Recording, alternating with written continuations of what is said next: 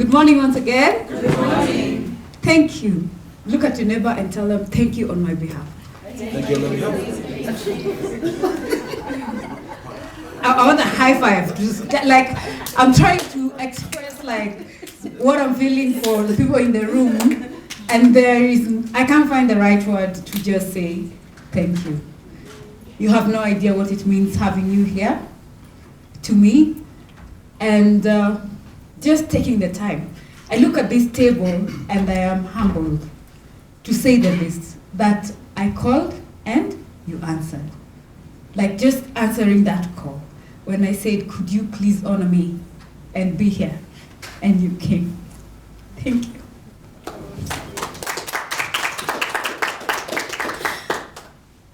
Wow. This is not a good way to start, right? But yes, that is how much it means to me. All right? So why work beyond success and be significant? This is a topic that I feel that is close to my heart, and the fact that we always wake up every day, we go somewhere, we try to achieve something, and then we get to it, and then we just feel like there's something that is just not there yet. Do you have that feeling? Like, I wanted to be here, I'm here, yeah, I'm here, then, okay, what next? Where do we go from here? Like, have I gotten to the best that I can be? Then there are those times you look like there is another one step you can go, but you're like, I can't. I don't think I can do this, right? It's called that self-doubt, that DJ that she was talking about, yeah? The DJ that keeps telling you like, look at yourself, eh? Look at what you're looking at. Do you think you can do it? You know that feeling of you're not worthy, or you don't have the strength to actually achieve it. I know I've been in that spot many a times, and all the ladies and all you, my friends who are here, are the people who have cheered me and actually made me do that push. You know that one step you're like, okay, actually I wanted to give up. I called one of my mentors and I was like, I can't do this. I was like, I don't think I can. I've never hosted people. I'm always the event organizer, you know, behind the scenes, yeah? We're the ones who are saying, is that banner correct? Eh? Are the seats, are the colors coded very well? So now I'm thinking, oh my God, I'm the one who's going to be doing this, And I was like, I can't, this was Saturday, I'm being very honest. And I was like, I don't think I can do it. But then like Patricia has just said, she's one of my main mentors. And when I talk to her, and she always tells me, like what she just said, that one person counts. That one person who will believe in you. That one person who you will tell, I want to do this. And they say, yes, go for it. There is someone I told what I want to do using the foundation, and they're like, you're aiming too high. I'm like, I thought you're my friend. You know, when you lay out your plans, you're so excited, and you're like, this is what I want to do this. Then they're like, no, do kawaida. I'm like, do I want to be kawaida? Yeah. You know? But we are not set out to be average, right? We are not set up to do what everyone else is doing. You're set up to do greater and higher things. You're set up to do what you were put in this world to do. Because not everyone is set out here to do the same thing, right? Just because someone else is doing it, if you do it, you will be able to do it better. There is that angle, like we've seen in the picture. We're all looking at the same photo, right? Yes. But everyone has a different aspect of it. So that is how life is. We usually look at it and you're like, but so-and-so is already doing it. Although as Kenyans, we are very notorious. Mama Mboga opens Safaricom. You see, ameanza kupeleka pro box. You're like, even me, Safaricom, right? But the difference is like, what else do you bring to the table? What makes you different? Can we all put our hands up? Look at one hand, just one hand. Look at your fingers. Are they the same? No. Are they the same? No. Even if you put your other hand and look at it and look at both of them, are they the same? No. And they both yours? That is how the community is.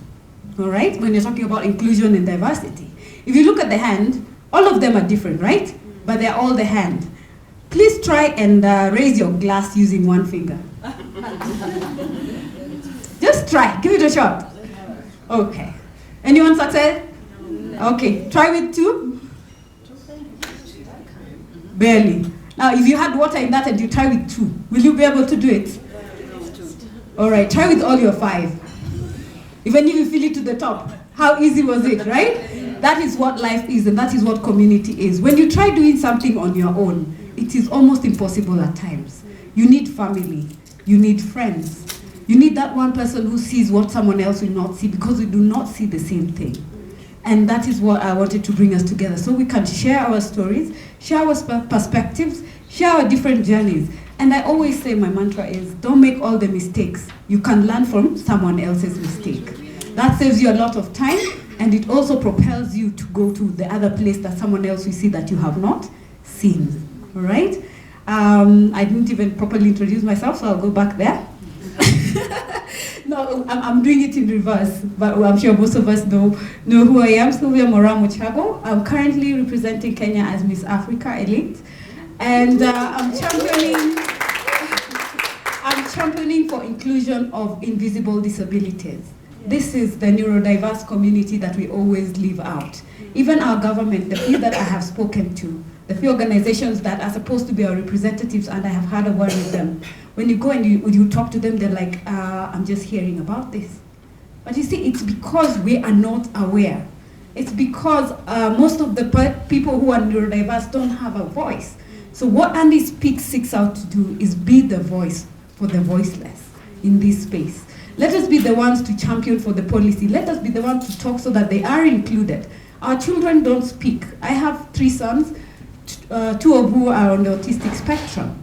And walking that journey has been one of the hardest things and one of the greatest blessings at the same time. Because if I had not walked that journey, I would not be where I am, right? Because there are those lessons that I went through, and that is what advised that, okay, how many more of us are there? How many more women are out there trying to struggle? I think of that lady in Turkana who doesn't even know what autism is. All they see is the challenges that this child is going through. But remember, all these children have their own pluses. They're geniuses, they are talented, they have things that they can do. But like we said, what do we choose to focus on? You cannot, you cannot, you can't. Because that's what the world says, this is the benchmark. All right? So about we remove the benchmark and we see them for who they are. We embrace them. We see where they're short and we try and then fill that gap. Then we will be a better society, right? So yeah, thank you for coming once again, and let us be all the agents for this cause. And I'm calling out to you. If you identify that child who you think is, then walk out to the mother in case they don't know and just nudge them and tell them, let's have this checked out. It is not a curse. It is not something that you did that it is a punishment, but it is a blessing in disguise. All right? So thank you. I'd like to hand over to the MC, and feel free, feel welcome. Let us make this a very interactive, passionate session. Paxton is here. Thank you, Jason, for holding up. And Jason, let me just introduce him. Now, he didn't say introduce himself, right? Yes. He made all of us introduce ourselves. So Jason Braganza has been one of the pillars in my journey raising my boys. He is the godfather to my boys. Yes.